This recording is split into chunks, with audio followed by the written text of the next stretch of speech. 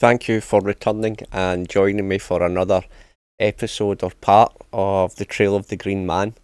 We're going to be concentrating on William Shakespeare's The Sonnets, and by the end of this video, is it still going to be William Shakespeare's sonnets? We'll need to wait and see. Now, there is two versions of Shakespeare's sonnets.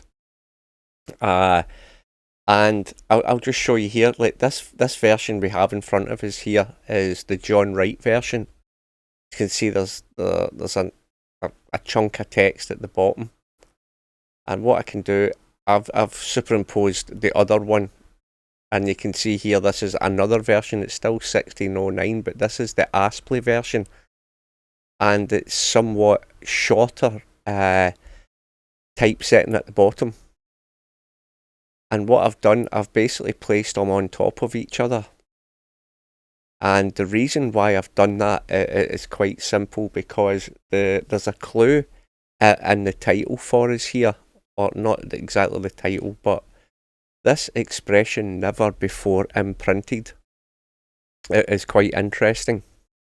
Let me explain. If we look here, yeah, I'll explain it on this one. The William Astley version.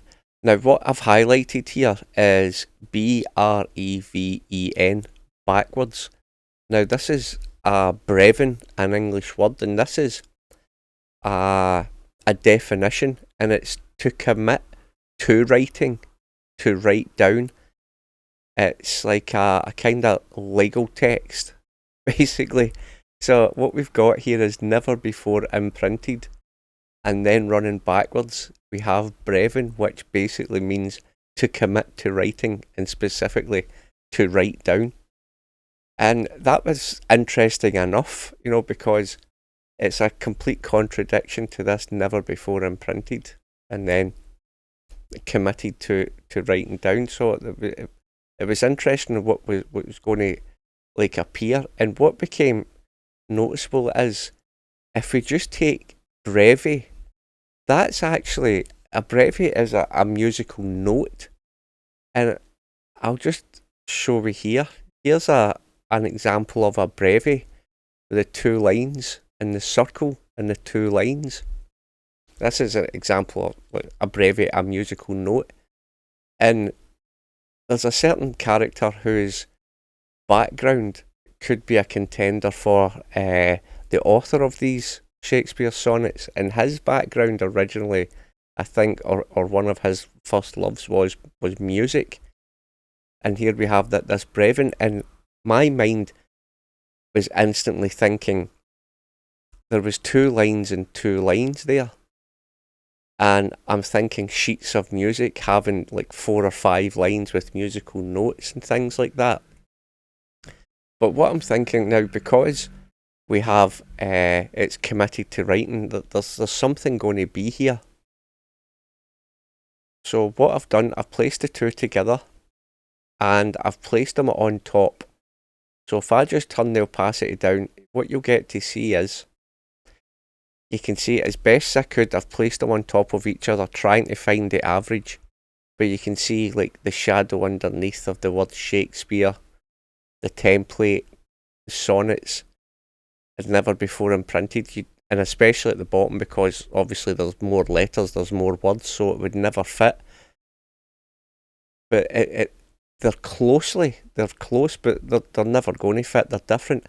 But the one thing that you did notice is the two lines that is present on both are actually in the same place. They're duplicates of each other. It's the only thing that I can place on top of each other that are accurate. So what I like to think this is like a kind of a jig or a template, that once we place these two to scale, obviously front pages from two different sonnets, that we have a kind of primer or a guide to work from. And this is what I'm going to try to demonstrate here. 2 copies on top of each other, with them aligned based on these 2 lines, keeping in mind that we're going to lay something down in writing, and it's based around music and the musical note. So if I just show you again the reason why I was thinking the two rings, basically. Well, I say two rings, I mean like the 4 lines, because of the, what I'll show here, the shape of the brevity. That's why I had this in mind, because it just, when I was looking at 2 front covers and then you see this picture and you see double lines, like double parallel tram lines, it just became obvious that something was needing to be done here. So what I'm going to do, I'm going to stick with the William Astley version just now, and I know a lot of work has been done on this, a lot of suggestions have been put forward, and I really don't want to stand on anybody's toes, but there is a solution that I've got in my mind I would like to put forward. And I'm just going to place it straight down, because if I place this straight down, the 7-sided tomb, we take in the full stops, the dots, the dot at the G, the dot at the 1609, and the dot at the Astley. We hit the very end of this line here, and then we cross over the D at imprinted. So we take in 1, 2, 3, 4 full stops in one edge of a line, and the corner crosses over exactly on the second parallel line. So there's a lot of stuff there to help us actually draw this 7-sided tomb. It's actually quite fascinating. Now, like all the examples before, there's always some kind of perhaps construction lines that is going to help us verify, basically. So the first thing what I'll do is I'll highlight the centre line, taken from a high point to the middle, and from the high point to the middle, and marks the centre. And if you notice that this full stop runs through the centre and goes to that full stop. This full stop here runs through this full stop and points to the centre. This full stop through that full stop, and it runs to the end of the line. This full stop to that full stop, and it runs to the line that hits the corner. And then we have this corner, one full stop, and then the last full stop in front of sonnets. So what it's kind of shown is that these full stops, or dots, are placed in a specific place to allow us to place our 7-sided tomb, our rosy cross stamp, basically. And the rest of the dots are there. As you can see, they all lead to specific points to help us form the construction of this heptagon. So what I'll do, I'll just remove something, so we can just clear this up a little bit so it doesn't get confusing. So this has stripped it back to just our basic heptagon.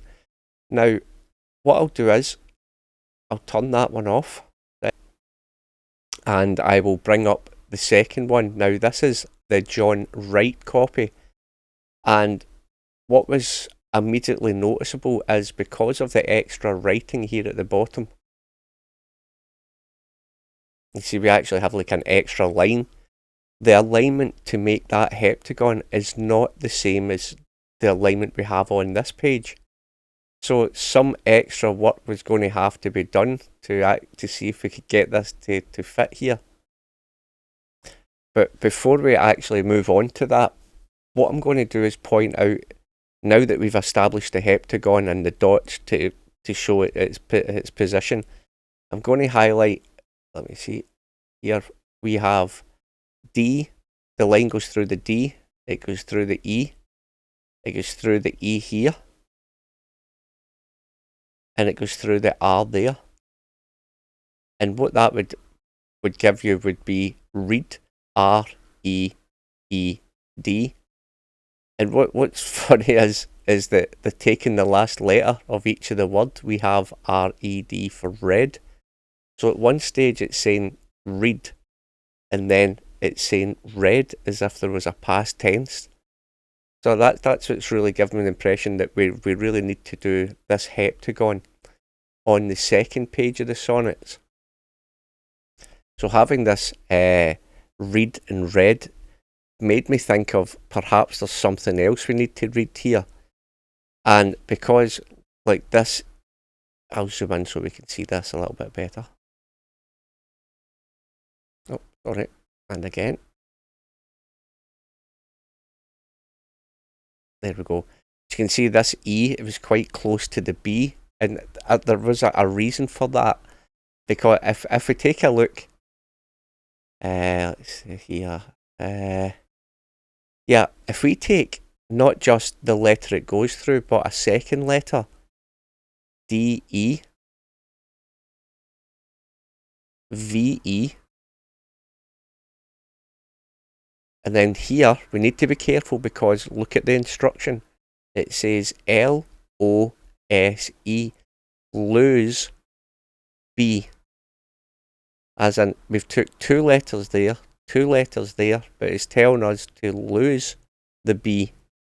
So we only take the one letter, which is the E, and then at the last point where it my mistake. At the last point where it crosses, we take the two letters again, because that we've took it everywhere else, and this is going to be quite important when we look further into some other pages, because if we take those two letters, we have DEVEERE, which basically spells Deveere. This name is going to come out again later. So we have basically read and then read, that we've now read it basically. And if we take two letters, we get Deveere from each one, apart from one where it tells us here to LOSE, to lose the letter B and only take the one letter. Now, what I'm going to do next is I will remove that extra additional information. It just makes things so much easier to see.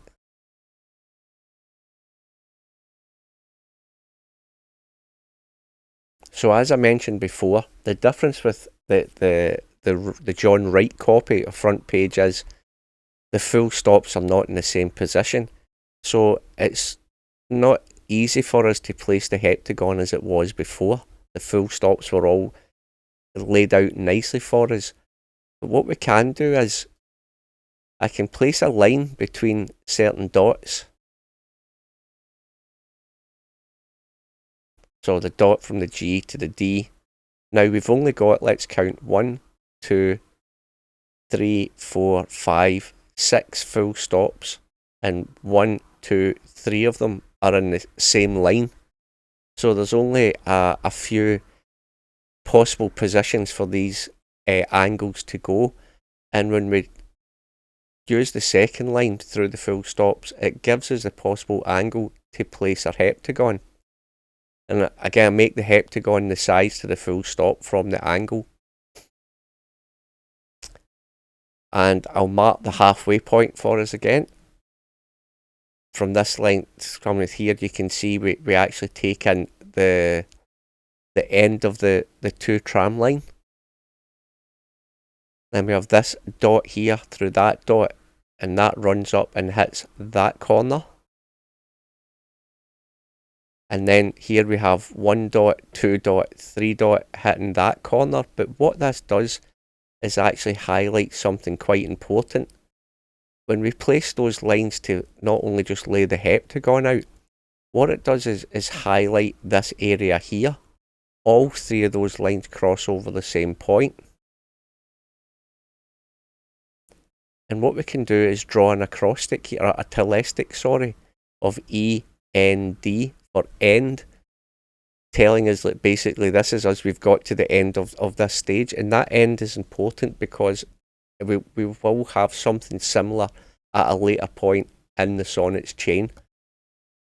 So it highlights this letter E, and again we're allowed to then make a telestic of END for end. But there's a little bit more to it. What I'm going to do is I'm going to remove everything apart from the heptagon. So this is the heptagon for the right copy. 1 second. Right, so I've removed all the additional lines. So we now have a placement of a second heptagon. Now, if I place that heptagon on the first copy, which is the ASCII copy, in the location where it is, what it highlights is something quite interesting.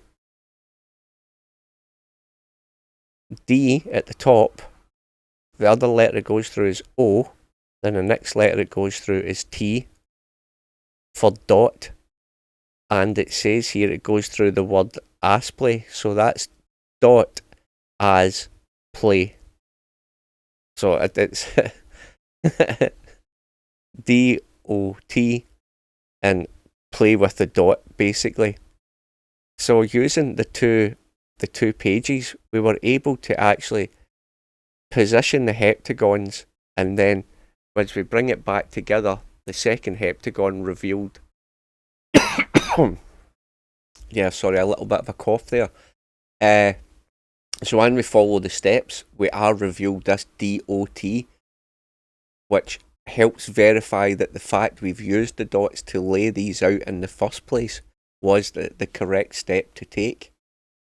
Now, further to that, if I place back the original heptagon from the William Aspley model, we place that on top. This is the original one which belongs to this page of the sonnets. This one belongs to the other page from the sonnets. But if we place them together, and I put back in the lines that was with the second one, we can see that the first heptagon travels through and shares that same centre line that gave us the end, the END telestic. So what it shows is that the placement of these heptagons are very closely collated together, and this is why we were able to extract this dot meaning, which will allow us to come into the sonnets with a very vital piece of information.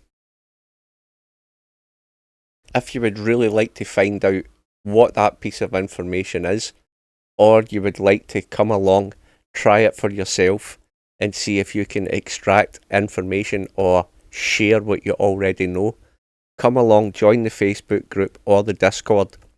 We're really trying to grow a bit of a community to help share the load of this coding work and see if we can't figure out exactly what's going on in what year and what region, and see if we can't just pull our heads together and work this out. I hope to see you there. Thanks for watching.